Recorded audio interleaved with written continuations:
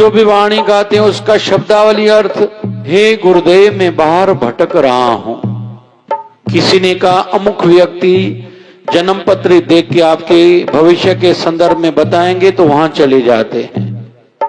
उस समय बुद्धि को ताला सा लग जाता है, जैसे कोई राजा का बेटा हो, भूल गया हो कि मैं राजा का बेटा हूं। स्कूल कॉलेज में उसको कुछ पैसे चाहिए तो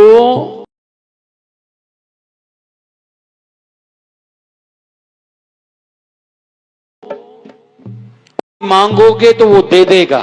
तुम पागल हो भाई, ना समझ इतने कि तुम राजा के संतान हो कि भिखारियों की भांति दूसरों से मांग रहे हो, भटक रहे हो। और यह दशा हम सब की है। कहीं से भी हम लोग कुछ सुनते हैं तो उस बात पर विश्वास करने में हम देरी नहीं करते। जैसे कहते हैं ना कि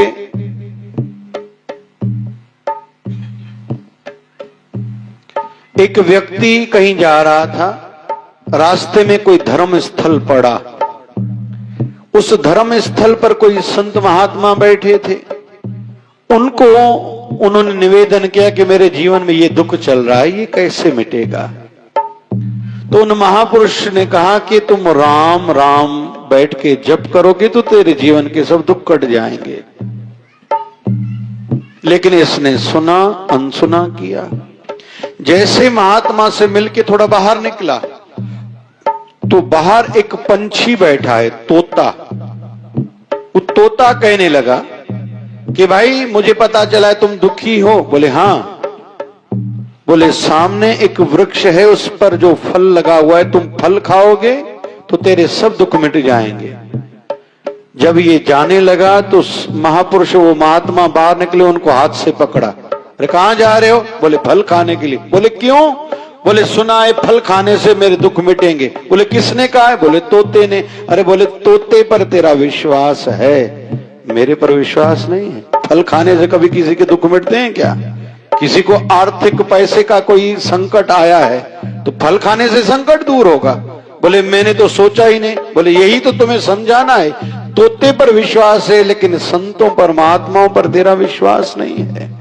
और ये दशा भी हम सब की है। हम दूसरों की बातों में आ जाते हैं। कोई कहता है अमुक जगह पर जाओ, तावीज लेके आओ, ये लेके आओ, वो लेके आओ, आपके दुख मिट जाएंगे। हम उसी समय विश्वास कर लेते हैं। लेकिन संत महात्मा कहते हैं गुरु दरबार में आओगे, थोड़ी सेवा करोगे, थोड़ा सत्संग करोगे, थोड़ी प्रार्थना करोगे, थोड़ा ध्यान करोगे तो तेरे जीवन के सब दुख मिट जाएंगे। हमारा विश्वास वहां नहीं जाता। लेकिन बाहर निकले, किसी ने कहा अमुक व्यक्ति को जन्म पत्र दिखाओगे, वो आपको उपाय बता देंगे, उन पर हमारा विश्वास है। और यहीं ही हमारी चूक हो रही है और इसलिए हमारी गाड़ी वहीं की वहीं रुकी हुई है। तो आइए हम भाव जगाते हैं, गुरुदेव भगवान को प्रार्थना करते हैं। ओ जो भी दरबार में आया वो अब तुम्हारा है। जो भी दरबार में आया वो अब तुम्हारा है। तू ही माझी, तू ही साथी, तू ही सहारा है। तू ही माझी, तू ही साथी, तू ही सहारा है। मेरे बाबा, मेरे मालिक, भटक रहा हूँ मैं। मेरे बाबा, मेरे मालिक, भटक रहा हूँ मैं। मुझको मालूम नहीं कैसे और कहाँ हूँ मैं। मुझको मालूम नहीं कैसे और कहाँ हूँ मैं। तेरे बिन और न दूजा अब हमारा है, तेरे बिन और न दूजा अब हमारा है। कोई साथी कोई साथी कोई सहारा है, कोई साथी कोई साथी कोई सहारा है।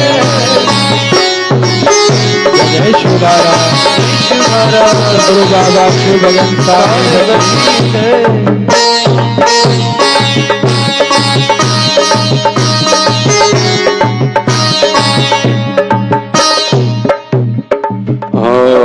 तुझको आवाज लगाता हूँ, तेरी जरूरत है।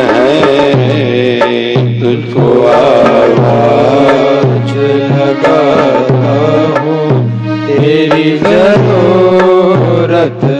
एक छोटा सा निवेदन है। अधिकतर आध्यात्मिक जगत के जो राही हैं उनको एक शिकायत रहती है। कौन सी? कि भगवान हमारी, गुरुदेव हमारी प्रार्थना नहीं सुनते। हम लोग प्रार्थना कर रहे हैं, सब किसी की गर्दन इधर उधर है। गुरुदेव भगवान को देखते हुए, उनकी आंखों का दर्शन करते हुए बाबा जी को निवेदन करो तो सुनेंगे ना भाई। हम तो उनकी ओर देख ही नहीं रहे, इसलिए गुरुदेव भगवान को निवेदन करें।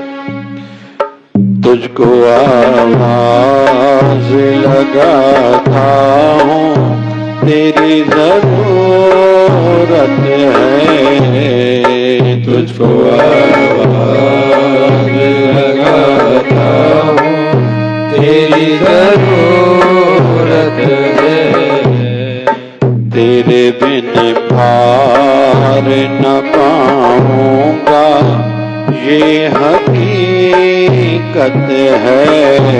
जय हो। तेरे बिन पार न पाऊंगा, ये हकीकत है। हमने भी सोच समझ कर तुम्हें पुकारा है। हमने भी सोच समझ कर तुम्हें पुकारा है। जो भी दरबार में आया वो अब तुम्हारा है। जो भी दरबार में आया वो अब तुम्हारा है।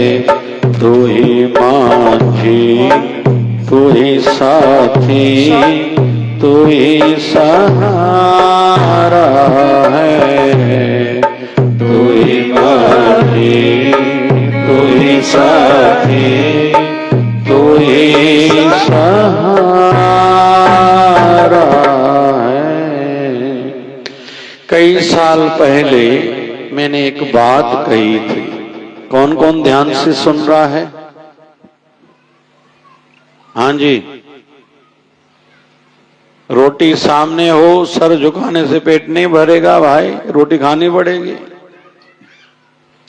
केवल भजन की जानकारी, साधना ध्यान की जानकारी से भी कुछ लाभ विशेष नहीं होने वाला। जैसे धंधे व्यापार की जानकारी बहुत लोग रखते हैं, बड़ी बड़ी बातें करते हैं, लेकिन प्रैक्टिकल जीवन में देखा जाता है वो वहीं के वहीं पड़े हुए हैं। इसका मतलब है वो जो जानते हैं वो करते नहीं हैं। और आध्यात्मिक जगत में जो उन्नति तरक्की नहीं हो रही, उसके पीछे में बड़ा कारण ये है कि बहुत लोग केवल सुनते हैं, सिर हिलाते हैं, बहुत बढ़िया बोल रहे हैं, या तो ये तो मुझे समझता है, मैं तो ये जानता हूं। अरे भैया करो ना, करो ना भाई, जो समझा है सीखा है वो करो ना भाई, करने से लाभ होता है। तो केवल जानकारी से काम नहीं होता। जानकारी है पहली पैरी। और आध्यात्मिक जगत में जिनको विशेष उन्नति करनी है उनके लिए 3 बातें, 3 स्टेप्स हैं, 3 पैरियां हैं। कौन सी? पहली है ज्ञान शक्ति, पहली है इच्छा शक्ति, पहली है इच्छा शक्ति। मन में इच्छा हो मुझे ये करना है, जो भी जिसको बनना है, जो भी करना है, सबसे पहले तीव्र मन में इच्छा हो, एक जुनून हो। उसके लिए हम कुछ भी खाने को छोड़ दें, खाना तक याद न रहे, मतलब हम जुनूनी हैं उस बात के लिए, उस काम के लिए। ये हर कोई खुद सोचेगा। आजकल जो ट्विटर है उसका नाम क्या रखा गया है नया? एक्स। उसका मालिक कौन है? जल्दी जल्दी बताते जाओ भाई। इलान मस्क भाई, इलान मस्क। उसका कुछ साल पहले 47वां जन्मदिन था, 47th जन्मदिन था। तो लोगों को बुलाया था, लोग आए लेकिन खुद नहीं आए। दूसरे दिन सवेरे घर आए तो लोगों ने कहा कल आपका बर्थडे था, लोगों को बुलाया था, इतना खर्चा किया था। बोले यार मुझे तो ये याद ही नहीं था मेरा बर्थडे था। तो क्यों? बोले मैं काम में इतना व्यस्त था, मुझे याद ही नहीं रहा कि पूरा दिन मैंने कुछ खाया पिया भी नहीं, और आज मेरा बर्थडे भी था और लोगों से मिलना भी था। कोई भी व्यक्ति सक्सेस तब बनता है जब इच्छा शक्ति प्रबल रहती। भूल जाता है दुनिया में बाकी क्या हो रहा है। बल्ब का आविष्कार किसने किया है? हाँ जी, हाँ जी, थॉमस एडिसन का बर्थडे था। अपने लेबोरेटरी में नए प्रयोजन एक्सपेरिमेंट कर रहा था। तो पत्नी आई, बोले बाहर लोग मिलने आए हैं बहुत। बोले फिर क्या करूं? बोले आपका बर्थडे। बोले फिर मैं क्या करूं? बोले चलो बाहर मिलो, लोगों से अच्छा है मिलना, सोशल होना, सामाजिक होना अच्छा कहा जाता है, माना जाता है, फायदा ही होता है, लोगों को पता तो चले ना हम क्या है। तो बोले कोट दो। तो पत्नी ने कोट दिया, पहन के बाहर निकले। तो बाहर पत्नी की नजर गई नीचे, अरे पेंट पहननी थी भाई, पतलून पतली सी पहनी हुई है जो मैली सी थी, क्योंकि वो लेबार्डी में खड़ा था। तो पत्नी ने कहा ये क्या भाई, ऊपर तो कोट पहना है, नीचे पतलून, जो पेंट पहननी थी ऐसे पतला सा एक पाजामा पहना हुआ है। बोले क्यों पहनूं? बोले इतने लोग आए हैं। तो आश्चर्य भरे शब्दों में कहने लगा थॉमस एडिसन कि ये लोग मुझसे मिलने आए हैं या इनसे पूछो मेरे कपड़ों से? कपड़ों से मिलने तो जाके मेरे कमरे में लेके जाओ इनको, अगर मुझसे मिलना है तो कपड़ों को क्यों देख रहे हो? क्योंकि टाइम मेरा वेस्ट हो रहा है। तो जो भी जिस क्षेत्र में, हमारे बाबा जी सदगुरुदेव भगवान सदगुरु स्वामी शिव भजन जी महाराज का नियम था, बच्चों को पढ़ाते थे। उस समय गुरुमुखी, हिंदी, इंग्लिश, सिंधी 4 भाषाएं पढ़ाते थे। तो शाम को बच्चों को पढ़ा के फिर बाबा जी ध्यान में बैठते थे, कहते थे कि मेरे लिए करमंडल में गैया का दूध गर्म करके ऊपर कील लगी हुई इसमें टांग के चले जाना। फिर दूसरे दिन सवेरे, जब छुट्टियों में वो नियम था उनका, जब आते थे तो बाबा जी कहते थे सवेरे भी मेरा नियम रहता है ध्यान का, ये करमंडल उतार के रात वाला जो खराब रहता है, जूठा रहता है, उसको धो के फिर सवेरे गैया का दूध गर्म करके लाओ, फिर जब लाओगे मैं पी के तुम लोगों को पढ़ाऊंगा। बाबा जी का यह नियम था। तो जिन बच्चों को बाबा जी पढ़ाते थे उन बच्चों ने कहा कई बार ऐसा हमने देखा कि जब हम लोग आए करमंडल उतारा तो करमंडल भारी था। हमने आपस में बच्चे थे चर्चा की थी भारी क्यों है। तो एक किसी ने कहा बाबा जी ने शायद रात को दूध नहीं पिया होगा। तो आपस में बातें कर रहे थे तो बाबा जी सवेरे ध्यान में बैठे थे। तो बाबा जी की आंख खुली, बाबा शिव भजन भगवान ने कहा कि क्यों भाई अभी तक तुम लोग गए नहीं क्या? बोले कहां? बोले अपने घर। बोले कब? बोले कल शाम को। बोले बाबा जी अभी शाम है ना? बोले बाबा जी वो तो कल शाम की बात थी ना, कल शाम को हम घर गए थे, आज सुबह हम लौट के आए सवेरे के 8 बजे हैं। बाबा जी ने कहा कि कल शाम को 6 बजे मैं ध्यान में बैठा, अभी सवेरे के 8 बज गए हैं, मुझे पता ही नहीं चला कि इतने घंटे मेरे बीत भी गए। और हमें बचपन में साधना गुरुदेव भगवान जब सिखाते थे तो कहते थे बाबा जी जिस कमरे में बाबा रूप भजन जी महाराज ने तपस्या की है उसी कमरे में बाबा शिव भजन जी महाराज ने भी तपस्या की है। तो बाबा जी कहते थे मैं इस रूम में बैठता था, बाहर से ताला लगा के चाबी कहता था सेवादारी को बाहर रख के, जंगल में आश्रम था, लोग नहीं रहते थे, तुम लोग भले चले जाना। फिर कोई दीन दुखी, जैसे हमारा ऐसे समझे भाई राजकमल चौक है, वहां का एक घंटा घर, एक चौराहा था, चौक था, तो वहां से कोई निकलता था, बाबा जी के पास आता था ये भावना से कि मैं दुख का निवारण पूछने के लिए जाऊं, तो बाबा जी कहते थे मैं जब ध्यान में बैठता हूं तो यहां जहां तिलक लगाते उसकी मूर्त सामने आती थी। जब मुझे ध्यान में ही पता चल जाता था कि वो दरबार के बाहर पहुंचा है, फिर मैं संकल्प करता था ताला खुल जाओ, तो वो ताला खुल जाता था। वो दीन दुखी जो आता था उसको शंका का समाधान किया, उसको निवारण बताया, फिर उसको मैं कहता था बाहर से ताला लगा के चले जाओ। तो हमें गुरुदेव भगवान सिखाते थे कि साधना में इतना तल्लीन जब होगे तो प्रकृति ऐसे तुम्हारी सेवा में रहेगी। बोल बाबा शिवभजन साहिब की। तो इच्छा शक्ति हो, सबसे पहले मन की इच्छा तीव्र हो, मजबूत हो, उसके सामने कुछ भी ना हो, कोई भी चीज ज्यादा मूल्यवान न लगे। पहली इच्छा शक्ति। दूसरी है ज्ञान शक्ति। जिस भी क्षेत्र में हम बढ़ना चाहते हैं उस क्षेत्र का ज्ञान बढ़ाएं। हम में से कई चाहते हैं कि मुझे रात को गुरुदेव के दर्शन हो। कौन कौन चाहता है, हाथ ऊपर करें। लेकिन मेरा निवेदन आप सभी से, लेकिन प्रश्न भी है साथ में, कि इस दिशा में हम लोगों में से कोई कुछ करता भी है क्या? उत्तर आएगा नहीं। तो केवल चाहने से नहीं, अभी ज्ञान बढ़ाना होगा। कोई भी कार्य मेरा कैसे पूरा हो, उस संदर्भ में, उस फील्ड रिलेटेड जितने लोग जानकार हैं उनके साथ बैठें, पूछें, सीखें, समझें और वो करें, तो ज्ञान बढ़ाएं। और तीसरा, पहले इच्छा शक्ति, ज्ञान शक्ति और क्रिया शक्ति। जो सुना, समझा और करना चाहते हैं लेकिन करने में देरी नहीं करें। जिस व्यक्ति में ये तीन गुण होंगे, चाहे संसार हो चाहे आध्यात्मिकता हो, वो सफल नहीं होगा। और थोड़ी बहुत समझदारी वाली रिस्क भी लेनी पड़ेगी। रिस्क भी एक लिमिट तक हो। समझता जो हो उस क्षेत्र की फिर रिस्क भी थोड़ी बहुत लेनी पड़ेगी ही। फिर हम लोग मंजिल जो भी पाना चाहते हैं पा सकते हैं। माध्यम कई हो सकते हैं। भगवान श्री राम को लक्ष्मण जी को सिखाना है। जैसे भगवान श्री कृष्ण भीष्म पितामह के पास गए हैं, तीरों की सेजा पर भीष्म पितामह पड़े हैं, तो पांडवों को कहा था इनसे प्रश्न पूछो, राजनीतिक भी प्रश्न पूछो, ये जानकार व्यक्ति हैं, संसार से विदाई ले रहे हैं, इनसे कुछ सीखो, समझो, पूछो और वो करना। वैसे ही भगवान श्री राम ने भेजा था लक्ष्मण को कि मरणोवस्था में पड़ा है रावण, उनसे सीख के आओ। और हम सब जानते हैं लक्ष्मण लौट के आया।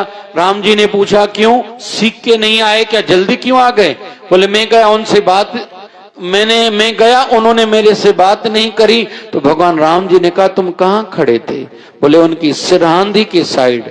अरे बोले बड़े किसी भी बुजुर्ग हो, पूजनीय हो, किसी के पास जाना रहता है तो हम लोग पैरों की ओर जाते हैं, प्रणाम करते हैं, उनके पैरों को छूते हैं, फिर सामने वाला दिल खोल के हमें सिखाएगा, समझाएगा या कुछ देगा ना। लक्ष्मण फिर गया और ऐसे किया, रावण को पैरों में प्रणाम किया, चरण छुए और प्रश्न कहा है कि भगवान श्री राम ने भेजा है, आप अपने जीवन में जो जानते हैं उनका सारांश मुझे सिखाइए। तो रावण ने पहली बात सिखाई थी लक्ष्मण को, शुभ कर्म अति शीघ्रम। जितना शुभ कर्म करना चाहते हो जल्दी से जल्दी करो, पता नहीं तुम्हारा मन बदलेगा कब, या वो अवसर हाथ से कब निकल जाएगा तुम्हें पता नहीं चलेगा, फिर पछतावा रह जाएगा, बाकी कुछ हाथ आने वाला नहीं है। तो शुभ कर्म करने में देरी नहीं करो। दूसरा रहस्य सिखाया कि अपने रहस्यों को, अपने राज को, सीक्रेट्स को किसी को बताना नहीं। आज जो मैं मरने जा रहा हूं, मैंने सगे भाई को ये बात बताई थी कि मेरे नाभि में अमृत कलश है। राम जी ने कितने तीर चलाए, मैं नहीं मरने वाला था, लेकिन राम जी को जब मेरे भाई ने बताया ये सीक्रेट कि मेरी नाभि में अमृत कलश है, जब राम जी ने यहां तीर लगाया तब मेरी मृत्यु हो रही है। तो कभी भी जीवन के सभी सीक्रेट्स कभी भी सभी को नहीं बताने चाहिए। दूसरी सीख ये, राज राज ही रहने देना चाहिए। लेकिन मैं निवेदन करूं, गृहस्थी हम लोग जितने बैठे हैं, साल में 2 4 5 ऐसे हमारे पास केसेस बहुत आते हैं, ज्यादा भी आते हैं, कि कोई किसी को हार्ट अटैक आया, मर गया, या किसी को लकवा आया, जुबान काम नहीं करे, बोल नहीं पा रहा, या मानसिक उनको रोग लगा है, वो ठीक नहीं है। तो उनके ऊपर जितना कर्जा चढ़ा हुआ है, लेने वाले आ जाते हैं, लेकिन इनका कहां कहां क्या क्या पैसा पड़ा है कोई सामने आता ही नहीं। तो परिवार बहुत दुखी होता है। ऐसे केसेस मेरे साल में कई कई सामने आते हैं। तो कुछ कुछ सीक्रेट्स लिख के भी रखने चाहिए। कोई सीक्रेट किसी को बताना चाहिए, कोई सीक्रेट किसको बताना चाहिए, जैसे हमारे भगवान न करे कोई जीवन में कोई झटका आए स्वास्थ्य का विशेष तौर पर, तो और कोई दुखी न हो। तो ये सीक्रेट्स के लिए राज के संदर्भ में मैंने विषय कहा। तो रावण ने लक्ष्मण जी को पहली बात सिखाई कि शुभ कर्म अति शीघ्रम, अच्छा काम जल्दी से जल्दी करो। हे लक्ष्मण, मेरी भावना थी, कौन सी? मेरी भावना थी, और मैं कर सकता था कि धरती से लेके स्वर्ग तक सीढ़ी बनाऊं, मैं कर सकता था, लेकिन रोज सोचता था आज नहीं कल करूंगा, आज नहीं, आज नहीं, आज नहीं। अगर करके जाता था संसार को लाभ होता था, कहीं तो भी मेरी जो भी जानकारी थी या शक्ति थी उसका सदुपयोग संसार को होता था और मेरा नाम भी रहता था। दूसरी बात मेरे मन में थी, सोना हर कोई पहनता है, इस सोने में सुगंध खुशबू भर दूं, मैं कर सकता था, लेकिन रोज ये सोचता था आज नहीं, आज नहीं कल करूंगा, आज नहीं। तीसरी मेरे मन की इच्छा थी, समंदर का पानी खारा है, इसको मीठा बनाऊं, कर सकता था, लेकिन रोज सोचता था आज नहीं कल करूंगा, आज नहीं कल करूंगा। अरे करके जाता था तो संसार को लाभ होता था और मुझे भी लोग याद करते थे, मेरा संसार में नाम रहता था। लेकिन जो आलस्य किया मैंने, शुभ कर्म कल पर टाला, इसके कारण अभी केवल पछतावा रह गया, मैं पछता रहा हूं। ये गलती तुम नहीं करना। तो शुभ कर्म अति शीघ्रम। दूसरा, रावण ने सीख दी थी, जो वचन कहा था लक्ष्मण जी को, उनके माध्यम से हम सबको सीखने को मिल रहा है कि अपने सीक्रेट्स सभी को नहीं बताने चाहिए। और तीसरा वचन कहा था रावण ने कि शत्रु को कभी भी छोटा नहीं समझना चाहिए, अपने कॉम्पिटिटर को किसी को भी कमजोर नहीं समझना चाहिए। मैंने ब्रह्मा जी, शिव जी से तपस्या करके वरदान प्राप्त किए थे कि इंसान और वानर को छोड़ के मुझे कोई भी न मार सके, क्योंकि इनको तो मैं खा लूंगा, लेकिन यही इंसान और वानर मेरे मृत्यु के कारण बने। तो कभी भी अपने शत्रु को, कॉम्पिटिटर को कमजोर नहीं समझना चाहिए। मैंने गलती करी, मैं मरने जा रहा हूं, हे लक्ष्मण तुम कभी ये गलती न करना। इसलिए हम लोग जिस भी क्षेत्र में हैं, इसका अर्थ ये भी नहीं है कि पूरा दिन डरते रहें कहीं कोई मेरे से आगे न निकल जाए। अपने माइंड से भी काम लेना चाहिए। जैसे एक बार अकबर के पास शिकायतें आई बीरबल की।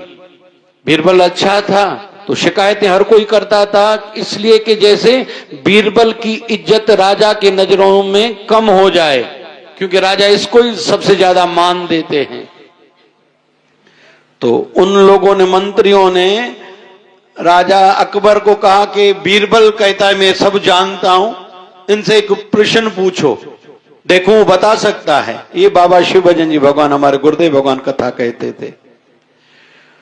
तो अकबर ने पूछा बीरबल से कि भाई तुम कहते मैं बहुत बुद्धि वाला हूं, समझदार हूं, बताओ हमारे राज्य में कौए कितने हैं? क्या कितने हैं? आप में से किस किस को पता है भाई? कहेंगे खबर है कांव घना नहीं, आयन भी सही था, छत ते ईंदा नहीं कांव, वो हा केंदा कयो ताने ईंदा नहीं, छतरी तालाब ते आयन, हाँ कांव बेचारा हलिया विया ने। और ये जब से मोबाइल आई है, मोबाइल के टावर के कारण आजकल कौवे बेचारे या पंछियों की प्रजातियां कई लुप्त होती जा रही, खत्म होती जा रही हैं। तो अकबर ने कहा, अकबर को बीरबल ने कहा कि 9,999 9,09,999 इतने कौवे हैं। तो अकबर को तो तसल्ली हो गई, बीरबल ने सही कहा होगा, लेकिन जो विरोधी पक्ष वाले थे बोले ऐसे कैसे हो सकता है, इतने कैसे होंगे। तो अकबर ने बीरबल को बुलाया, भैया अगर गलत हो जाए तो। बोले गलत क्या होगा। अगर बोले इससे कम निकले तो। बोले इसका अर्थ है यहाँ के कौवे दूसरे किसी देश में घूमने गए होंगे। अगर बोले ज्यादा हो गए तो। बोले दूसरे देश के हमारे यहां घूमने आए होंगे। मतलब बुद्धि वाले लोग कहीं भी काम चला लेते हैं। तो सीखने का भाव हो, शिक्षा तो कहीं से भी प्राप्त की जा सकती है। जैसे आजकल के बच्चे अपने मां बाप की सीख लेना ही नहीं चाहते, उनको शत्रु लगते हैं, दुश्मन लगते हैं अपने मां बाप। फिर हर मां अपने बच्चों की ट्यूशन टीचर के पास जाके बोलती है, ये आपसे डरता है, आपसे डरती है मेरी बेटी, इसको आप कहोगे तो मानेगी ये मेरी बेटी या मेरा बेटा मानेगा। तो मां बेचारी रास्ता निकालती है। वैसे ही संत जन भी अलग अलग माध्यमों से अपने शिष्य से, भक्तों से भक्ति कराना चाहते हैं, अलग अलग माध्यमों से उनको सिखाते रहते हैं। हमें कभी कभी लगता है ये क्यों कर रहे हैं, ऐसा इनको नहीं करना चाहिए, शायद इनको समझ में नहीं आ रहा। नहीं, इसका अर्थ ये नहीं है, वो अलग अलग माध्यमों से हम सबको सिखाना चाह रहे हैं, हरि से जोड़ना चाह रहे हैं। तो आइए भाव से गाइए। तेरे दरबार में आया वो अब तुम्हारा है, तेरी दरबार में आया वो अब तुम्हारा है। तू ही माझी, तू ही साथी, तू ही सहारा है। गाइए। तू ही माझी, तू ही साथी, तू ही सहारा, वो अब तुम्हारा है। हाँ जी। तू ही मांझी, तू ही साथी, तू ही सहारा है। हाँ जी। तू ही माझी, तू ही साथी, तू ही सहारा है। हाँ जी। तू ही मांझी, तू ही साथी, तू ही सहारा है। तू ही माझी, तू ही साथी, तू ही सहारा है। भाव से पुकारें, वो सुनता है। सुन के वो दर्शन भी देता है, मनोकामनाएं पूर्ण भी करता है, दुख भी हरता है और खुद से मिलाता भी है। लेकिन हमारे मन में वो भाव तो हो। इसलिए मैं निवेदन करूंगा, यह भावना रखें, मेरे जीवन की परिस्थितियां कैसी भी हों, और ये मन में ठान लें, ऐसी धारणा, ऐसी सोच बना लें, मेरे जीवन में कुछ भी हो जाएगा, मैं अपनी भावना को कभी भी कमजोर नहीं होने दूंगा। कभी भी अपने नित्य नेम को निभाने में कोई भी अपनी ओर से गलती या कमजोरी नहीं करूंगा, और संसार को हद से ज्यादा मैं प्रधानता नहीं दूंगा। ये हर किसी को अपनी सोच खुद ही बनानी है। ये किसी के बोलने का विषय नहीं है कि कोई समझाएगा बोलेगा तो करूंगा। और अंत में निवेदन करूं, जो बड़ी आयु वाले हैं, भैया आप तो ज्यादा सोचो।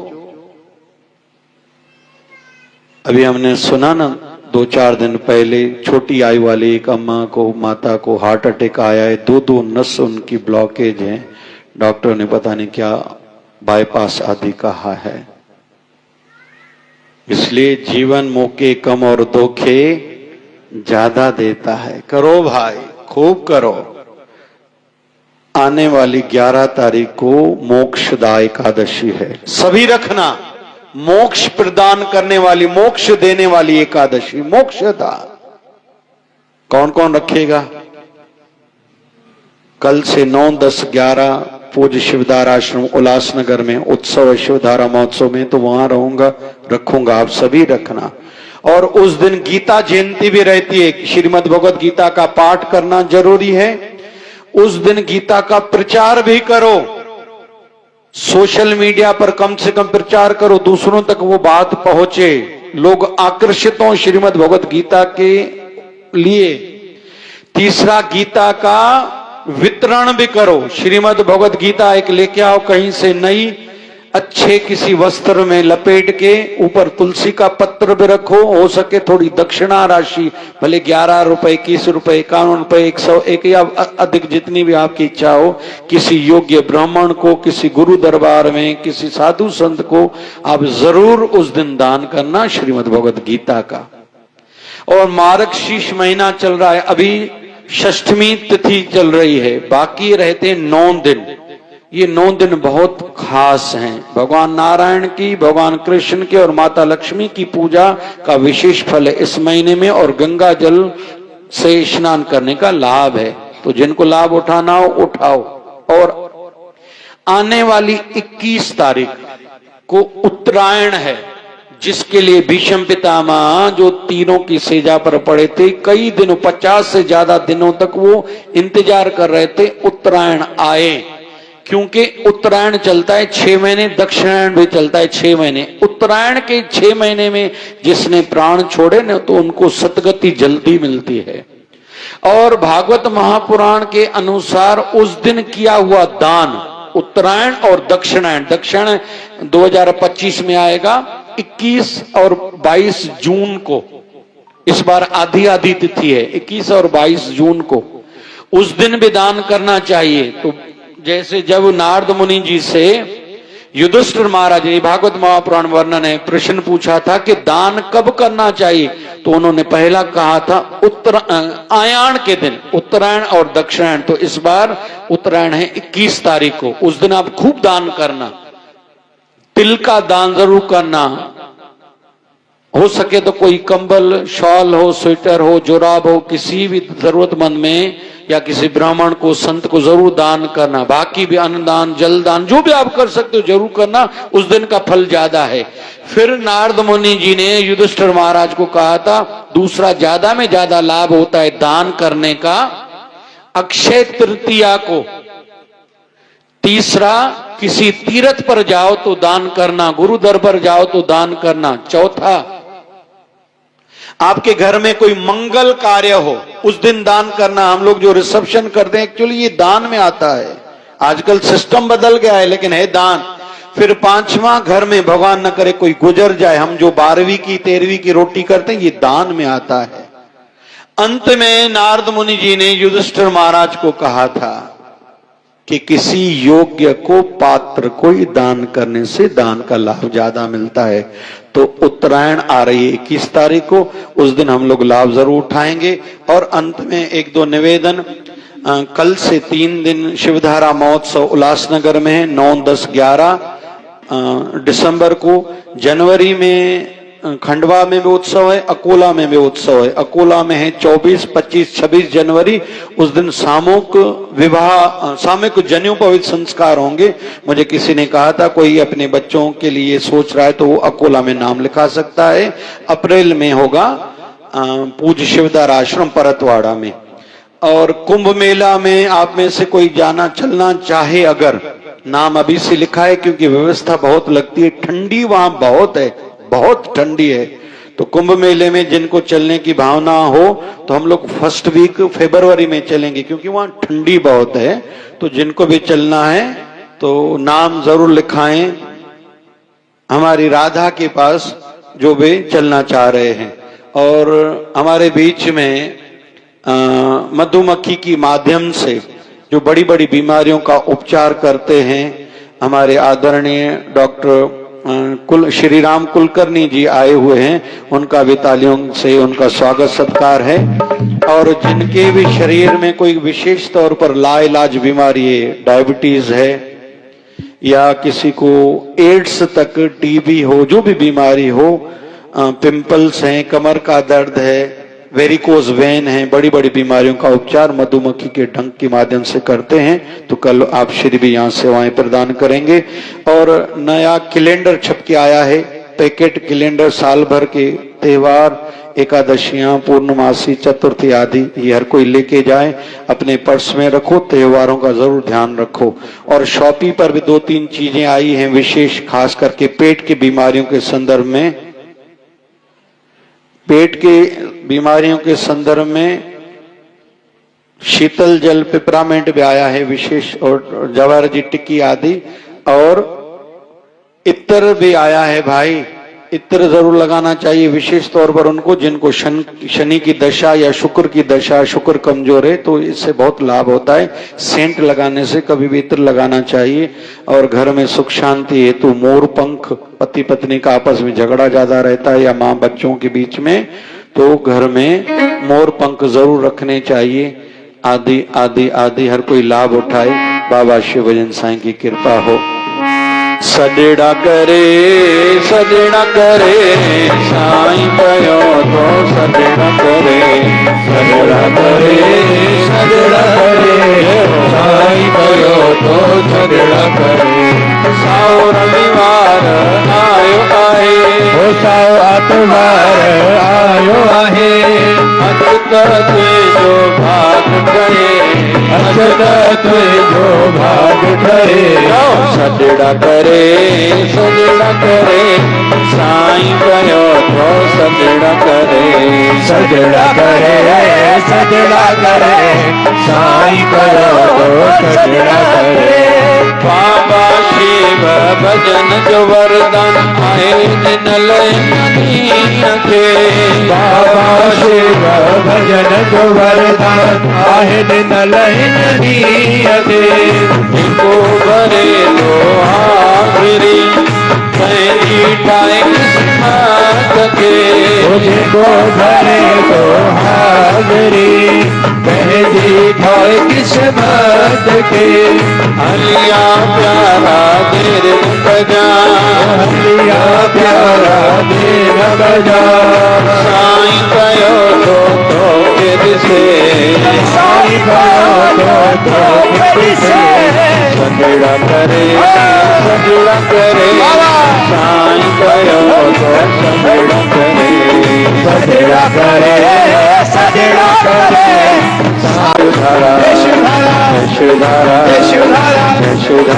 शिवधारा नंदन बाबा शिव भजन सारा जग तारिया, अंतर्यामी शिव भजन सारा जग तारिया, नंदन बाबा शिव भजन सारा जग तारिया, अंतर्यामी शिव भजन सारा जग तारिया। बाण प्रभु शिव भजन सारा जग तारिया, बाण प्रभु शिव भजन सारा जग तारिया, नंदन बाबा शिव भजन सारा जग तारिया।